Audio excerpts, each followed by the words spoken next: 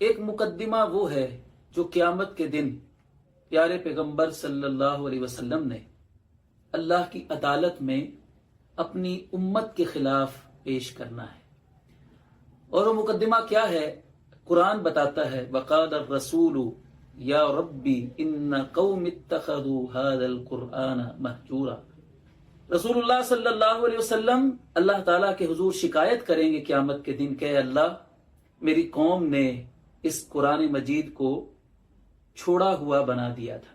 آپ اندازہ کیجئے کہ وہ نبی جو اپنی امت کے لیے شفیق، رؤوف اور رحیم تھے، اپنی امت کے لیے راتوں کو اٹھ اٹھ کر دعائیں کرنے والے تھے، اپنی امت کی ہدایت کے لیے اتنے پریشان رہتے تھے، وہ قیامت کے دن اپنی امت کی شکایت اللہ تعالیٰ کے حضور کر رہے ہیں کہ میری امت نے قرآن کو چھوڑ دیا تھا. آج ہم یہ غور کریں کہ قرآن مجید کے ساتھ ہمارا کیسا رشتہ اور تعلق ہے.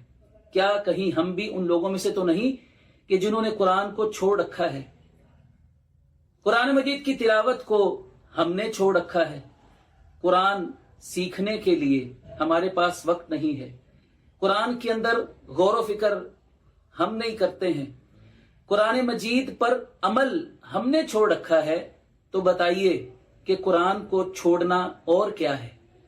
آخری بار اگر کوئی ہم سے پوچھے کہ ہم نے قرآن کی تلاوت کب کی تھی تو ہمارے پاس شاید یہی جواب ہوگا کہ پچھلے رمضان میں ہم نے قرآن کھولا تھا اور آئندہ رمضان میں ہی ہم قرآن کھولیں گے پڑھنے کے لیے. دنیا جہان کے علوم و فنون ہم نے سیکھے لیکن نہیں سیکھا تو رب کا قرآن نہیں سیکھا.